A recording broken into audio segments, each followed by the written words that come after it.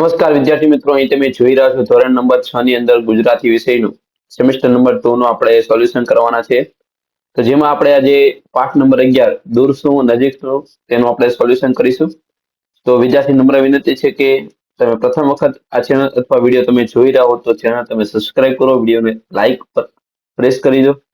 તેમજ વિડીયોના અંતની અંદર તમને આજનું સોલ્યુશન કેવું લાગ્યું છે તે કોમેન્ટમાં અવશ્ય જણાવશો અને આ લિંકને તમારા ફ્રેન્ડ સર્કલમાં શેર કરવાનું ભૂલશો નહીં. તો શરૂઆત કરીએ કવિતાની અંદર આપણે વિકલ્પથી. અહીં કોને માટે દૂર નજીકનો ભેદ નથી? તો હોડી માટે. બીજો સવાલ છે કે હોડીએ દરિયા સફરે નીકળતા શું છોડવું પડે છે? તો જવાબ આવશે શહેર. હોડીનું સઠ ફૂલવાથી શું થાય છે? તો એનો જવાબ આવશે હોડી ગતિ કરે છે. ચોથું છે ધ્રુવના તારાનું નિશાન તાકવું એટલે કે જીવનમાં એક લક્ષ્ય નક્કી કરવું.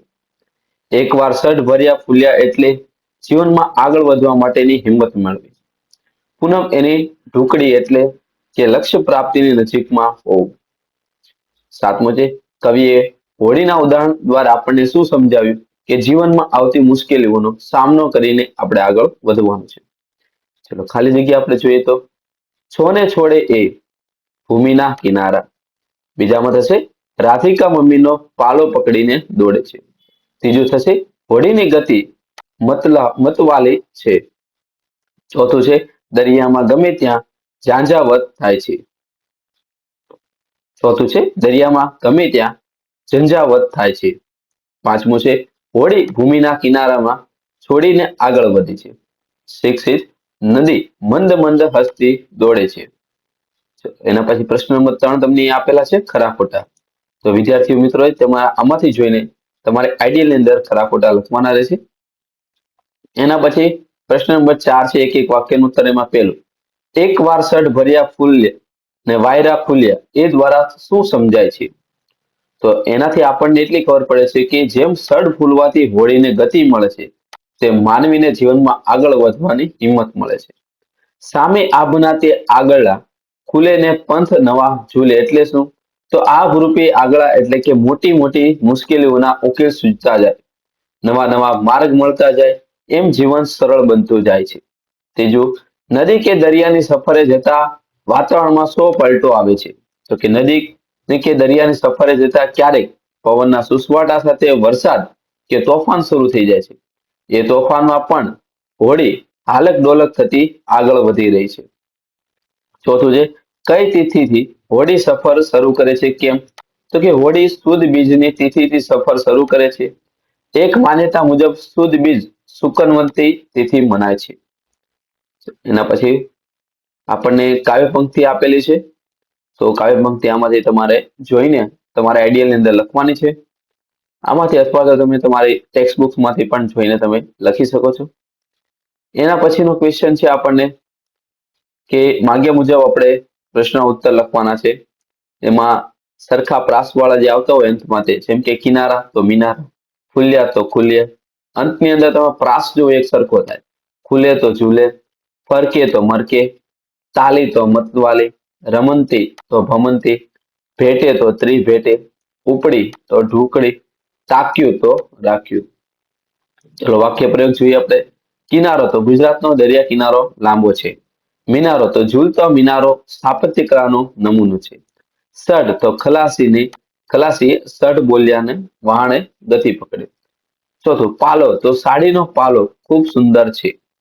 પાંચમું ઝંઝા જળમાર્ગની સફરમાં ઝંઝાનો અનુભવ થાય છે. નેક્સ્ટ હવે જોઈએ. એના પછીના શબ્દ આપ્યા છે ત્રિકાળ અને ત્રિભેટો. તેના વાક્ય તમને આપેલા છે. પ્રશ્ન નંબર 3 છે નીચે આપેલા શબ્દોનો ઉપયોગ કરીને કવિતાની એક રચના કરવાની છે. તમને શબ્દ આપ્યા છે તેના આધારે એક કવિતાની પંક્તિ તમને લખીને આપેલી છે કે અમાસની રાત્રિએ ઓઢી કાળી સાડી, મહી મઢિયા તારાને નભ પાલો ચમકતા.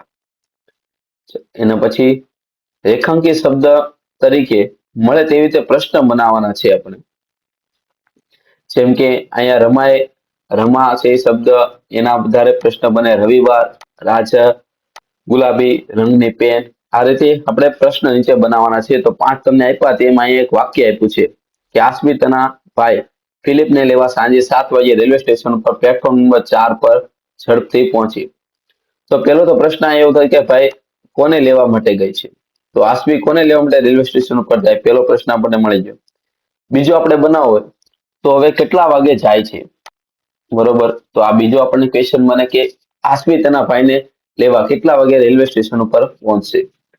નેક્સ્ટ હવે જોઈએ તો હવે કોણ જાય છે બરોબર રેલવે સ્ટેશન લેવા માટે? તો આવશે આસવી. કોણ ફિલિપને લેવા રેલવે સ્ટેશન ઉપર પહોંચશે? એના પછી એમ અંડરલાઈન જે કરેલા છે તેના આધારે પ્રશ્ન તમને બનાવેલા આપેલા છે, તમારા આમાંથી જોઈને લખવાના છે. ટોટલ 8 પ્રશ્ન અહીં તમને આપેલા છે. ચલો, વાક્યના અર્થને સ્પષ્ટ ન કરતા હોય તેવા વિકલ્પ અહીંયા આપણે ખોટુંની નિશાની આપણે કરવાની છે, તે બધા આપેલા છે. તમારા આમાંથી જોઈને આઈડિયલ ની અંદર તમે સોલ્યુશન લખવાનું રહેશે. નેક્સ્ટ પદ્યમાંથી ગદ્યમાં અને ગદ્યમાંથી પદ્યમાં રૂપાંતર કરવાનું છે. તો એકવાર સડ ભર્યા ફૂલ્યા ને વાયરા ખુલ્યા. તો એકવાર સડમાં પાવન, તો એકવાર સડમાં પવન ભરાય છે તેથી તે ફૂલે છે અને ખુલે છે અને તે ગતિમાન બને છે. વળી સામે ખુલ્લું આકાશ છે અને નવા રસ્તાનો ખુલતા જાય છે. તો સામે આભના તે આગળના ખુલે ને પંથ નવા ચૂલે. તેના પહોળા પાલો દૂર ફરકે ને ઝીણું ઝીણું મરકે. તો દૂર દૂર તેના પહોળા પાલો ફરકે છે અને જાણે કે તે ઝીણું ઝીણું હસતી હોય તેમ લાગે છે. ચોથું, તેને ધ્રુવનું નિશાન તાકીને હોડીને તે આ દિશામાં આગળ હકારે. તો એને ધ્રુવનું નિશાન ભલું તાક્યું, બાકી ન કંઈ રાખ્યું. ચલો આગળ વધીએ. હવે સમાનાર્થી શબ્દ તમને આપેલા છે, એનું અહીં સોલ્યુશન છે. સમાનાર્થી, વિરોધાર્થી, વ્યાકરણ વિભાગ શરૂ થઈ ગયો છે. જોડણી સુધારવાના શબ્દ તમને આપેલા છે. એના પછી શબ્દકોશોને ક્રમમાં આપણે ગોઠવવાના છે. નેક્સ્ટ ક્વેશ્ચન નંબર 14, જેમાં શબ્દ સમૂહ માટે એક શબ્દ તમને આપેલો છે તે આપણે જોઈએ. પવન ભરાઈને વાહનને ગતિ મળે તે માટે વાહનના થાંભલાને બાંધવામાં આવતું એક જાડું કપડું એટલે સડ. થાંભલા જેવું ઊંચું ચણતર એટલે મિનાર. સાડલાનો લટકતો છેડો યાની પાલો. પવન સાથે પડતા વરસાદનો સુસવાટ એટલે ઝંઝા. 3 કાળનો સમૂહ એટલે ત્રિકાળ. જ્યાં 3 રસ્તા મળતા હોય તે સ્થળ એટલે ત્રિભેટો. પૂર્ણ ચંદ્ર ઉગે તે તિથિ એટલે પૂનમ. પવન નાખવાનું સાધન એટલે કે વીજળું. ચલો નેક્સ્ટ પેરેગ્રાફ વાંચીને પ્રશ્નના ઉત્તર આપવાના છે. તો એના ઉત્તર અહીં લખેલા છે. તમારે આમાંથી જોઈને વ્યવસ્થિત તમારે આઈડિયલની અંદર સારા અક્ષરથી લખવાના રહેશે.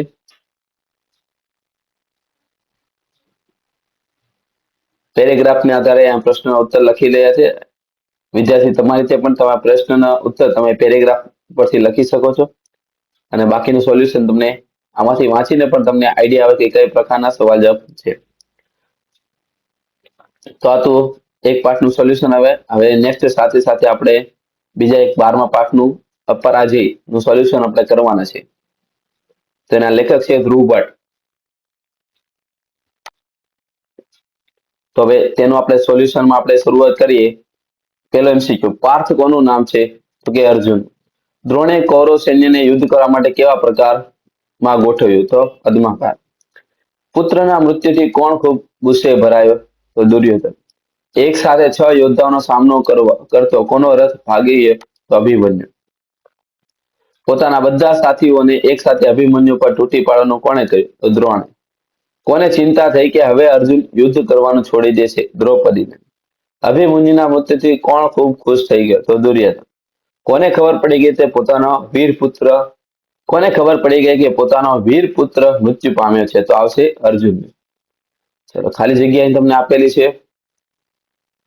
તો 13મા દિવસે સવારે શત્રુઓને અર્જુનને યુદ્ધ કરવા માટે પડકાર ફેંક્યો.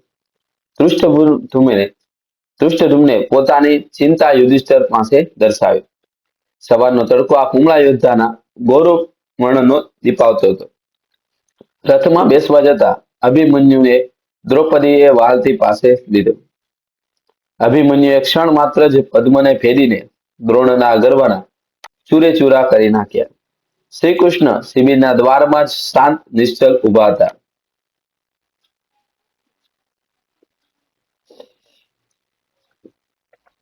એના પછી પ્રશ્ન નંબર 3 છે ખરા ખોટા. તો અહીં તમને સોલ્યુશન આપેલું છે. આમાંથી જોઈને તમારે તમારા આઈડિયલની અંદર લખવાનું છે. પ્રશ્ન નંબર 4 છે કે ખોટો વિકલ્પ જે હોય તે ચેકી નાખવાનો છે. એના પછીનો પ્રશ્ન નંબર 5 છે વાક્ય કોણ બોલે છે તે આપણે લખવાનું છે, તેના પણ સોલ્યુશન અહીં આપેલું છે. ચલો પ્રશ્ન નંબર 6 તમને વિધાન આપેલા છે અને એ વિધાન કયા પાત્રનું છે તે આપણે લખવાનું છે. અને બધાનું સોલ્યુશન તમને કોષ્ટકમાં લખીને આપેલું છે, તમારે આમાંથી જોઈને લખવાનું રહેશે. નેક્સ્ટ છે ક્વેશ્ચન નંબર 7 છે એક એક વાક્યનો ઉત્તર. એમાં પહેલું, પદ્મવ્યૂહને ભેદવા માટે કોણ કોણ ચર્ચા કરતા હતા?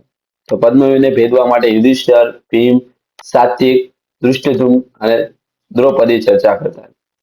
પદ્મવ્યૂહને ભેદવાની શક્તિ કોનામાં હતી? તો શ્રી કૃષ્ણ, અર્જુન, પ્રદ્યુમ્ન અને અભિમન્યુ. અભિમન્યુએ ધૃષ્ટદ્યુમ્ન તરફ ફરીને શું કહ્યું? અભિમન્યુ ધૃષ્ટદ્યુમ્ન તરફ ફરીને કહ્યું કે મામા આજ્ઞા આપો, હવે સમય થઈ ગયો છે. અભિમન્યુનો રથનો સારથી કોણ હતો? તો હતો સુમિત્ર. અભિમન્યુની પત્નીનું નામ શું હતું? તો કે ઉત્તરા. પાંડવોને કોણે આગળ વધતા અટકાવી દીધા? તો જયદ્રથે. એના પછી દુર્યોધનનો ક્રોધ કેમ કાબુમાં ન રહ્યો? અભિમન્યુએ દુર્યોધનના પુત્રને માર્યો હતો, તેથી તેનો ક્રોધ કાબુમાં રહ્યો ન હતો. ગુરુ દ્રોણે દુર્યોધનને શું વચન આપ્યું હતું? ગુરુ દ્રોણે દુર્યોધનને વચન આપ્યું કે તે કોઈ એક પાંડવ મહારથીને મારશે. ચલો આગળ વધીએ હવે આપણે. તો અહીં તમને વ્યાકરણ વિભાગ આપેલ છે. વાર્તામાં આવેલા શબ્દો ઉપર આપણે ટીક માર્ક કરવાના છે. નેક્સ્ટ છે ખાલી જગ્યા.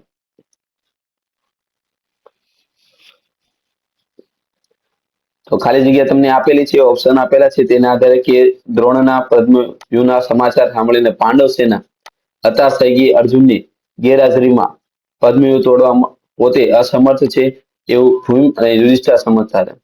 અર્જુન તો ઘડીભરમાં ચક્રવ્યૂહને વેરવિખેર કરી શકે છે. અર્જુનની ગેરહાજરીમાં પાંડવ સેનામાં મહાવિનાશ સર્જાશે એવો ખ્યાલ આવતા પાંડવ યોદ્ધાઓમાં ફાળ પડી હતી. જોકે યુધિષ્ઠિર જેવી ખબર પડી કે અભિમન્યુ પદ્મવ્યૂહ તોડી શકે છે, ત્યારે તરત જ તે અભિમન્યુને લગોલગ આવી પહોંચ્યા અને પૂછ્યું, વત્સ તું પદ્મવ્યૂહ જાણે છે? અવશ્યતા છે. અભિમન્યુનો આત્મવિશ્વાસ જોઈને યુધિષ્ઠિર તેને પીઠ થાબડી અને પાંડવ યોદ્ધાને લાગ્યું કે અભિમન્યુ પાંડવ કુળનું નામ દીપાવશે. ધીમે કહ્યું, પુત્ર તું પદ્મમાં પ્રવેશ કરશે કે તરત જ અમે પણ ત્રાટકીશું અને પદ્મને છિન્ન ભિન્ન કરી નાખીશું. ચલો એના પછી અહીંયા શબ્દોના સાચા અર્થ સામે ટીક માર્ક કરવા છે. જેમ કે પેલું આપણને આપ્યું છે ગર્વના ચૂરે ચૂરા કરવા. તેનો સાચો જવાબ એવો થશે કે અભિમાન ઉતારવું. બીજું છે અસહાયતા. તો એનો જવાબ સાચો એવો પડે કે કશું ન કરવાની લાગણી. તો અહીં બધા તમને શબ્દ આપેલા છે નીચે એના. અહીં બધા તમને શબ્દ આપેલા છે, નીચે એના યોગ્ય જે જવાબ આવે છે તેમાં આપણે ટીક માર્ક કરવાનું છે અને તેનું સોલ્યુશન પણ તમને આપેલું છે, એટલે આમાંથી જોઈને તમારે ટીક માર્ક કરવાનું છે. એના પછી વાક્યમાં લીટી દોરેલા શબ્દને ધ્યાનથી જુઓ અને તેના ઉપરથી નવું વાક્ય બનાવવાનું છે. જેમ કે જ્યારે પણ મેચ હોય ત્યારે અમે શાળામાંથી સીધા જ મેદાનમાં જઈએ. તો જ્યારે પણ હું શાળાએ જતો ત્યારે ઝરમર ઝરમર વરસાદ પડતો. એટલે આના જેવું આપણે નવું વાક્ય બનાવવાનું છે, જ્યારે ત્યારે. તેવી રીતે આ નહીંતર શબ્દ આવે તેવું વાક્ય એક બનાવવાનું છે, નીચે તમને આપેલું છે. તો અહીંયા બધા જ વાક્યના સોલ્યુશન તમને આપેલા છે, આમાંથી જોઈને તમારે આઈડિયાની અંદર લખવાનું રહેશે. નેક્સ્ટ એના પછીનું જોઈએ આપણે ક્વેશ્ચન નંબર 5. તો જો પદ્મને ભેદી ન શકે તો સાંજ સુધીમાં તો પાંડ્ય સૈન્યમાં મહાવિનાશ સર્જાય છે. તેને ભેદવા વાળું સામર્થ્ય શ્રી કૃષ્ણ, અર્જુન, પ્રદ્યુમ્ન સિવાય કોઈનામાં હોય તો તે તારામાં છે. આ વાક્યોમાંથી મળતી માહિતીઓ વાક્ય આપણે ટીક માર્ક કરવાનું છે. તો જવાબ આવી શકે કે કમળ જેવા આકારના વ્યૂહને તોડવામાં ન આવે તો પાંડવ સેનાના મોટા ભાગના સૈનિકો મૃત્યુ પામે. એના પછી પદ્મવ્યૂહને 4 લોકો જ ભેદી શકે એમ હતા.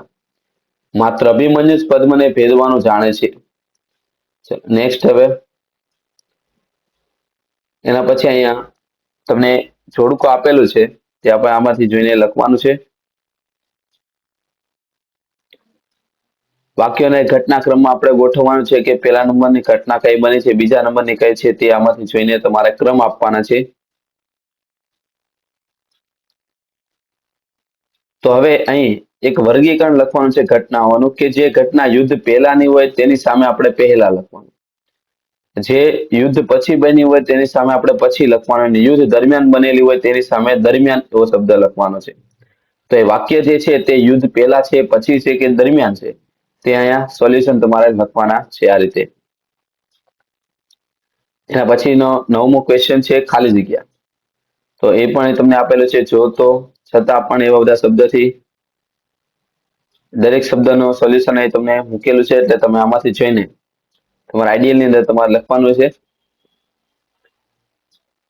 ક્વેશ્ચન નંબર 10 છે, વેર વિખેર થઈ ગયેલા શબ્દોની વ્યૂહરચના એવી કરો કે જેથી વાક્ય સાચું બને. એટલે કે ટૂંકમાં તમને આ જે વાક્ય આપેલું છે તેના આપણે વ્યવસ્થિત ગોઠવણી કરીને લખવાનું છે. તો વાક્ય એવું થશે કે એક પણ પાંડવ યોદ્ધો અભિમન્યુની મદદ કરવા પહોંચ્યો, એટલે કે ન પહોંચી શક્યો. બીજું એવું બને કે અભિમન્યુનું યુદ્ધ કૌશલ્ય જોઈને કૌરવ મહારથીઓ ડઘાઈ ગયા. ત્રીજું છે કે અભિમન્યુ બાળપણથી જ શસ્ત્ર વિદ્યામાં પ્રવીણ હતા. તો આ પ્રમાણે તમારે વાક્ય બનાવવાના છે આમાં. નેક્સ્ટ છે ક્વેશ્ચન નંબર 11, જોડણી સુધારીને આપણે લખવાના છે. તો અહીં બધા જ તમને શબ્દ આપેલા છે.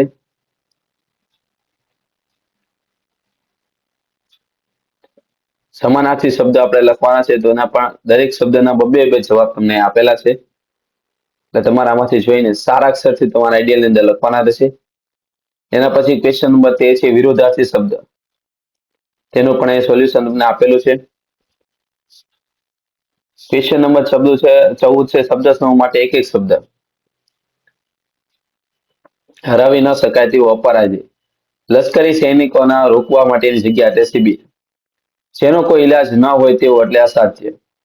પુત્ર ગુમાવ્યાનું તીવ્ર દુઃખ એટલે પુત્ર વિયોગ. યુદ્ધ કરવા માટેનું મેદાન એટલે કે રણભૂમિ. ગોરા રંગના હોવું તે ગૌરવર્ણ. ચક્રાકારે ગોઠવાયેલી સૈન્ય રચના એટલે ચક્રવ્યૂહ. રૂઢિપ્રયોગનો અર્થ આપીને વાક્ય હવે લખવાના છે. મૌન રહેવું, મૌન સેવવું એટલે મૂંગું રહેવું. આંખોમાં આંખ પરોવે એટલે એકબીજાને સામે એક ધારો જોવું. શિરે હોવું એટલે કે માથે હોવું. રોમ રોમ સળગી ઉઠવું એટલે કે ખૂબ ગુસ્સે થવું. ખસી જવું એટલે કે દોડી આવવું. ભૂબકી ઉઠવું એટલે કે સળગી ઉઠવું. ચલો હવે શબ્દકોશને ક્રમમાં ગોઠવીને આપણે લખવાના છે. તો આ તો આજના 2 સોલ્યુશન આપણે એક સાથે કર્યા આ વિડિયો લેક્ચરમાં. તો આ બધા સોલ્યુશન તમને કેવા લાગ્યા છે કોમેન્ટમાં અવશ્ય જણાવશો. અને બીજા વિડિયો લેક્ચર પણ આપણે સમયસર મૂકતા રહીએ છીએ, તો તેના માટે તમે ચેનલને સબસ્ક્રાઇબ કરો અને કોમેન્ટની અંદર પણ તમારે કયા વિડિયો લેક્ચર જોઈએ છે તેને અમને કોમેન્ટમાં જાણ કરો, એટલે ટૂંક સમયમાં અમે તેને પબ્લિશ કરીશું. અને લિંકને તમારા ફ્રેન્ડ સર્કલમાં ફોરવર્ડ કરવાનું ભૂલશો નહીં. Thank you. જય હિન્દ, જય ભારત.